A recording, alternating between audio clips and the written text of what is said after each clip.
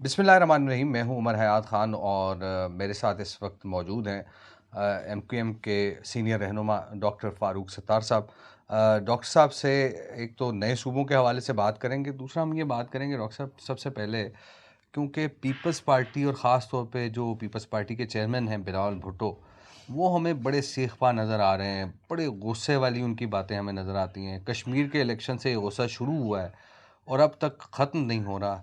کیا جو ان کے خدشات ہیں کہ 28ویں آئینی ترمیم کے ذریعے نئے صوبوں کی جو بات ہو رہی ہے، 18ویں آئینی ترمیم کو جو ہے وہ ایبروگیٹ کیا جا رہا ہے؟ میں یہ سمجھتا ہوں کہ کسی بھی سیاسی رہنما کو کسی بھی سچویشن میں سیخ پا یا چراغ پا نہیں ہونا چاہیے۔ میچورٹی کا تقاضا، اور خاص طور پہ بھی ایسے کسی جماعت کے چیئرمین جو کہ آگے وزیر اعظم بننے کی خواہش رکھتے ہوں اور ان کے اپنے صوبے میں وہ ایک یونٹی قائم نہ کر سکے، تو وہ پورے پاکستان میں انٹیگریشن یا یونٹی یا اتحاد کی کیسے ضمانت بنیں گے اور سب کو ساتھ لے کر کیسے چلیں گے؟ تو میرے خیال میں انہیں سب سے پہلے تو اپنی اس کمزوری کو دور کرنا چاہیے۔ میں ان کا دانا دوست، بڑا بھائی یا ان کا انکل ہوں، تو میری بات کو اسی سنسیریٹی کے زمرے میں لینا چاہیے، تنقید کے زمرے میں نہ اچھا، لیں۔ مجھے یہ بتائیں۔ پہلی بات تو جی یہ۔ جی دوسری بات یہ کہ وہ یہ کہتے ہیں کہ یہ جو انتظامی یونٹ بننے کی بات ہوئی ہے یا نئے صوبوں کے قیام کی، اس میں عوام اس کے حق میں نہیں ہے، تو پھر اس کا سیدھا راستہ، اگر آپ واقعی میں عوام کو کچھ سمجھتے ہیں اور وہ اگر طاقت کا منبع ہیں، تو پھر تو ایک ریفرنڈم کرا لیتے ہیں۔ ٹھیک ہے، آرٹیکل 48 کلاس 6، اور پورے ملک میں بھی نئے صوبوں کے قیام، انتظامی یونٹس کے قیام کے لیے ریفرنڈم ہو سکتا ہے، اور صرف صوبہ سندھ میں سندھ کے شہروں میں، شہری علاقوں میں، یا جو کے پی کے میں جو ہزارہ ڈویژن ہے اس میں، اور جو پنجاب ہے اس میں جنوبی پنجاب میں، جہاں پہلے سے یہ مطالبہ اور ضرورت موجود ہے، بے چینی، اضطراب، احساس محرومی، احساس عدم تحفظ اور احساس بیگانگی ہے۔ آپ اپنے لوگوں کو سیاسی، جمہوری، معاشرتی اور معاشی عمل میں انہیں شراکت داری دیں۔ لیکن ان کا جو خدشہ ہے نا، وہ خدشہ میں آپ کو بتا دوں کہ وہ یہ کہہ رہے ہیں کہ جو 18ویں آئینی ترمیم ہے، بنیادی طور پر اس کو ایبروگیٹ کیا جا رہا ہے، اور جو ایک 2010 کے اندر ایک کوشش کی گئی تھی، صوبوں کو آٹونومی دی گئی تھی، خود مختار کیا گیا تھا، تو اس کو چھیڑا جا رہا ہے۔ وہ اس پہ بڑے غصے میں ہے۔ دیکھیں، اگر فرض کریں، میں اس وقت صرف فرض کر رہا ہوں، میں یہ ان کو یقین دلا دوں کسی پوائنٹ پہ کہ 18ویں ترمیم میں ایک آدھ ایسا نقطہ ہے جس پر شاید بات ہوگی جو قومی ضرورت ہے، ٹھیک ہے، وہ 2 نقطے ایسے ہیں، ان کو الگ کر لیں، علیحدہ کر لیں۔ اس کے علاوہ باقی 18ویں ترمیم تو ایز اٹ از اپنی جگہ پر موجود ہے۔ صحیح۔ جو 18ویں ترمیم کی منظوری والے دن باریک کام ہوا تھا نا، اور ایک دو شکیں ایسی اس میں ڈال دی گئی وہ تھی۔ کون سا باریک کام تھا ذرا؟ ایک باریک کام تو یہ ہوا تھا کہ جو نیشنل فائننس کمیشن ہے، جس میں 2008 کے 7ویں قومی مالیاتی کمیشن میں صوبوں کو 57% وسائل دے دیے گئے یا زیادہ، کہ ان کو اب زیادہ ملیں گے اور مرکز کے کم ہوں گے اور کم ہوتے چلے جائیں گے۔ اس سے مرکز کی بنیادی ضرورتیں نہ پوری ہو رہی ہیں، نہ ہماری قومی سلامتی جو ہے اس کی کوئی ضمانت ہم دے سکتے ہیں، اور جو ہمارے انتظامی اخراجات ہیں نہ وہ پورے ہو سکتے ہیں۔ تو میرے خیال میں بہت سارے، اور پھر بے نظیر انکم سپورٹ پروگرام جیسے پروگرام کی ذمہ داری بھی مرکز کے پاس ہے، وفاق پہ۔ تو یہ ساری باتیں اصل میں اس بات کی غمازی کرتی ہیں کہ یہ ایک قومی ادارہ ہے، نیشنل فائننس کمیشن، آئینی ادارہ ہے، تو آئینی ادارے پر آپ پابندی لگا دیں کہ بھئی تم کھیلنے تو جا رہے ہو، لیکن اس گیم میں صرف چوکے لگا سکتے ہو، چھکے نہیں لگا سکتے، ہاتھ پیر باندھ دیں اگر، تو کسی بھی آئینی ادارے کے اراکین کے ہاتھ پیر نہیں، انہیں کھلی، وہ پورے ملک میں دیکھیں پسماندگی کہاں ہے، پورے ملک میں دیکھیں کہ ریونیو کہاں سے زیادہ ہے، پورے ملک میں دیکھیں رقبہ کہاں پر زیادہ ہے، پورے ملک میں یہ دیکھیں کہ آبادی کے لحاظ سے کس پر زیادہ پریشر ہے، پھر جا کے پوری دنیا کے اندر قومی مالیاتی کمیشن ان بنیادوں پر کام کرتے ہیں۔ تو اگر نئے انتظامی یونٹ بنیں گے نا، تو جو 18ویں ترمیم میں موجودہ صوبوں کو جو اختیارات ہیں، جو وسائل ہیں، وہ سارے ان چھوٹے انتظامی یونٹ کو مل جائیں گے۔ یہ تو 18ویں ترمیم کا جو کہ ثمرات ہے نا، جو 7 کروڑ کی آبادی والے صوبوں کے چند خاندانوں میں رہ گئے، یا 13 کروڑ آبادی والے کسی صوبے کے چند موروثی سیاست کرنے والے خاندانوں کی میراث بن کر رہ گئے ہیں، وہ سارے اختیارات، وہ فیصلے اور وہ وسائل وہ لوگوں کی دہلیز پر پہنچیں گے، عام شہری کی. اب اس کے ساتھ اس کے منصفانہ وسائل میں اس کا حصہ ہوگا. اختیارات کی نچلی سطح تک اگر منتقلی ہوگی تو اسے اس میں حصہ اور شراکت ملے گی.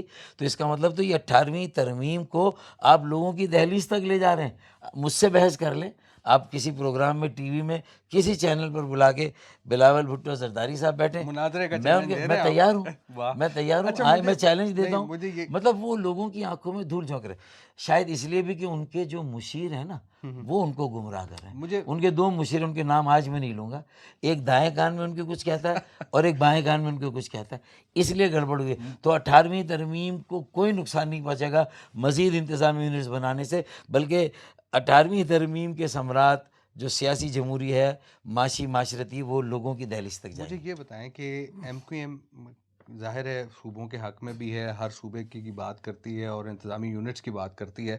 تو ابھی تک جو آپ کے پاس معلومات ہیں اس کے مطابق کتنے انتظامی یونٹس جو ہیں وہ بننے جا رہے ہیں 28ویں آئینی ترمیم کے تحت؟ ذرا یہ بھی تو ہمیں پتہ چلے، کیونکہ کوئی کہہ رہا ہے کہ 12 ہیں، کوئی کہہ رہا ہے 8 ہے، کوئی کہہ رہا ہے کہ جتنے ڈویژنز ہیں اتنے انتظامی یونٹس بنیں گے، اس میں کوئی تو 4 کہہ رہا ہے. اس میں تو جتنے منہ اتنی باتیں ہوں گی نا، تو اس پر کیوں جاتے ہیں؟ بنیادی طور پہ کوئی اصول طے ہو جائے گا ٹھیک ہے، کہ بھئی یہ انتظامی یونٹ ہوں گے، یہ لسانی یونٹ نہیں ہے. پہلی بات تو یہ طے ہو جائے. پھر یہ این ایف سی سے ہی ان کو وسائل ملیں گے، صحیح. ٹھیک ہے نا. ان کے سربراہ کا نام جو ہے وہ وزیر اعلیٰ نہیں بلکہ چیف ایگزیکٹو ہوگا، ہوگا. اور پورے ملک میں چاروں صوبوں میں یہ بنیں گے.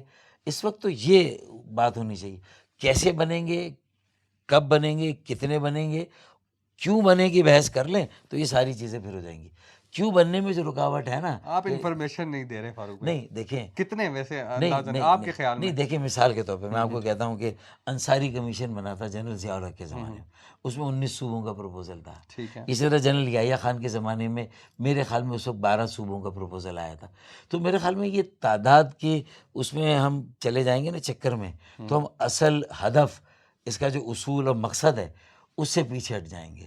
میرے خیال میں پہلے بنیادی اصول سارے طے کر لیں، اور اس کے بعد، اور ایم کیو ایم پاکستان نے یہ آفر کیا بڑی جماعتوں کو، پیپلز پارٹی کو، پی ایم ایل این کو اور پی ٹی آئی کو بھی، یا تو آپ تینوں میں سے کوئی اس کے لیے کل جماعتی کانفرنس کریں، کل جماعتی سیاسی جماعتی کانفرنس کریں، یا ہم کرنے کے لیے تیار ہیں. صحیح. تو ہم نے کہا ہم لیڈ لیں گے، ہم ایک کلیدی اور قائدانہ رول پلے کریں گے، کیونکہ ہماری بات 45 سال کے بعد لگتا ہے کہ سنی جا رہی ہے، اور ہماری جد و جہد کوئی رنگ لا رہی ہے. تو ہمارے لیے تو یہ بات، اس سے زیادہ خوشی کا اور کوئی موقع نہیں سکتا. اچھا، پھر یہ ہم کئی بار کہہ چکے ہیں، چاہے ہم مقامی خود مختاری کی بات کریں، آرٹیکل 140 کے تحت ہماری جو آئینی ترمیم، اس کو ہم 2/3 سے منظور کرنے کی بات کریں، جس کے تحت بلدیاتی نظام کو آئینی تحفظ مل جائے گا، بلدیاتی اداروں کو مقامی خود مختاری مل جائے گی، روزانہ کی بنیادی مسائل حل کرنے کا اختیار وہیں کے یو سی کے چیئرمین کو مل جائے گا، یا تحصیل اور ٹاؤن کے چیئرمین کو، یا میئر ٹھیک ہے. کے اور ڈسٹرکٹ کے چیئرمین کو. اور کراچی کے اندر پیپلز پارٹی اور ایم کیو ایم اس وقت 2 بڑی سیاسی جماعتیں ہیں. مجھے یہ بتائیں کہ ان کے تعلقات اس وقت تو ہمیں کشیدہ نظر آ رہے ہیں، یہاں مرکز میں ہم دیکھتے ہیں لائے بھی ہیں. تو کیسے مینیج ہوں گی چیزیں اگر یہ تمام معاملات ہوتے ہیں؟ آپ کے اختلافات کب اتفاقات میں بدل سکتے ہیں؟ میرے سارے الزامات کو ایک طرف بھی رکھ دیں، جو میں پیپلز پارٹی اور ان کی جو 18 سال کی کرپٹ اور بدترین حکمرانی پر ہم نے مختلف حوالوں سے بھی باتیں کی، مثالیں بھی دی ہیں، اور کیا کچھ وہاں پر نہیں ہو رہا. تو اگر اس کو ہٹا کر بھی آپ دیکھ لیں، اور کراچی میں یہ نہ دیکھیں کہ ایم کیو ایم ہے، Peoples Party, for the sake of brevity, وقت بچانے کے لیے ہم مان لیتے انہوں نے میئرشپ ہماری چھین لی، 50 ہمارے حلقے کم کر دیے، حلقہ بندیوں میں ڈیلیمیٹیشن، ہم بائیکاٹ پر مجبور ہو گئے. ہمیں گیم سمجھ میں آ گئی تھی کہ ہمیں ذلیل اور رسوا کیا جائے گا نمبر 2 پارٹی بنا کر. پیپلز پارٹی ہماری سیٹوں کو کم کر کے اپنی سیٹوں کو بڑھا کے، اپنے چھوٹی آبادی والے حلقے اور ہماری بڑی آبادی والے حلقے ہوں گے، کوئی میچ نہیں، وہ اپنا میئر لا کے ہمیں ذلیل اور رسوا کریں گے، اور فنڈز نہیں دیں گے، اور ہم تو لوگوں میں بدنام. تو ہم نے عقل مندی کر کے آپ بیک فٹ پہ آ گئے. آ گئے. اب نمبر 1 وہ ہے، جماعت اسلامی نمبر 2 ہے، نمبر 3 پی ٹی آئی بھی وہاں پر ہے، 3 ٹاؤن کی چیئرمین شپ، بالکل 9 ٹاؤن جماعت اسلامی، 9 ٹاؤن پیپلز پارٹی۔ پیپلز پارٹی۔ اب یہ تینوں جواب دہ ہیں۔ اچھا ابھی چھوڑ دیں ایم کیو میں ہے یا نہیں ہے، پیپلز پارٹی کا میئر ہے نا، جی جی تو پھر کراچی میں ریفرنڈم کرا لینا، اگر ان کا میئر ہے، ان کا شہر ہے، انہوں نے چھینا نہیں ہے، حلقہ بندیوں میں جو ہے وہ دھاندلا نہیں کیا، دھاندلی تو چھوٹی چیز، دھاندلا نہیں ہے، تو آ کے مردوں کی طرح سامنے آئے۔ وہ کہہ رہے ہیں کہ عوام تیار نہیں ہے، بلال بھٹو صاحب کہہ رہے ہیں، زرداری صاحب کہہ رہے ہیں کہ عوام تیار نہیں، تو آئیں عوام کی عدالت میں جاتے، ریفرنڈم کراتے۔ اور آپ کو کیا لگتا ہے کہ ریفرینڈم اگر کرایا گیا تو ریفرینڈم میں دھاندلا نہیں ریفرنڈم ہوگا؟ میں کراچی میں نہیں نہیں دھاندلا نہیں، میں کہہ رہا ہوں کہ دھاندلے کو روکنے کے لیے، دھاندلی کو روکنے کے لیے جو بھی ایمیکیبلی ہم سیٹل کریں کہ کس کی نگرانی میں ہونا چاہیے، ہم تیار ہیں، آئیں سامنے، مطلب ہماری طرف سے نہیں، یہ ہم تیار ہیں۔ دو بڑی کوئی امپورٹنٹ آپ دیکھیں نے اگر بات، پاکستان کی ریاست اور حکومت تیار ہو تو کوئی بین الاقوامی ادارہ بھی کرائے نا، اللہ نہ کرے، اللہ نہ کرے، میں میرے منہ میں خاک، یہ میں جملہ صرف تذکرتاً حوالہ دینے کہ یو این او کی بھی کسی باڈی سے کرانا ہو نا، اگر ان پر اعتماد ہو اور بین الاقوامی مبصرین ہر پولنگ اسٹیشن پر بھی آ جائیں، مجھے اس پر کوئی اعتراض نہیں ہے۔ آپ کہتے ہیں سب سے پہلے کراچی میں کرایا جائے ریفرینڈم؟ نہیں، میں مثال دے رہا ہوں، میں کہہ رہا ہوں سب سے پہلے ہزارہ ڈویژن میں کرائیں، پھر جنوبی پنجاب میں کرائیں، وہاں بھاولپور میں بھی کرائیں، رحیم یار خان میں بھی کرائیں، ڈیرہ غازی خان میں بھی کرائیں، ملتان میں بھی کرائیں، میں تو سب جگہ کے لیے تیار ہوں، کراچی میں کرائیں، حیدرآباد۔ آپ یقین مانیں جب ہمارے یہاں سب جگہ ہو جائے گا، پھر آپ لاڑکانہ میں کرائیں گے اور جامشورو جگہ میں کرائیں گے، خدا کی قسم وہاں کے بھی کسان زمیندار ہاری بولیں گے ہمیں بھی بابا ان زمین کے خداؤں سے ہماری جان چھڑائیں، وہ انہیں بھی ہمیں بھی کہیں گے۔ بڑی امپورٹنٹ باتیں کی ڈاکٹر فاروق ستار صاحب نے، اور جو انہوں نے نقطہ اٹھایا کہ جو نئے انتظامی یونٹس اگر بنتے ہیں تو اس سے 18ویں ترمیم کو کوئی نقصان نہیں پہنچے گا، بلکہ عوام تک جو ہے وہ 18ویں ترمیم کے ثمرات حقیقت میں پہنچیں گے۔ اور دوسرا، انہوں نے 18ویں آئینی ترمیم اور 28ویں آئینی ترمیم کے حوالے سے جو چیئرمین پیپلز پارٹی بلاول بھٹو ہیں ان کو مناظرے کا چیلنج دے دیا ہے۔ اب دیکھتے ہیں اگر بلاول بھٹو صاحب کب فاروق ستار صاحب کے جو مناظرے کی دعوت ہے اس کو قبول کرتے ہیں۔ ہمارے ساتھ جڑے رہیے گا۔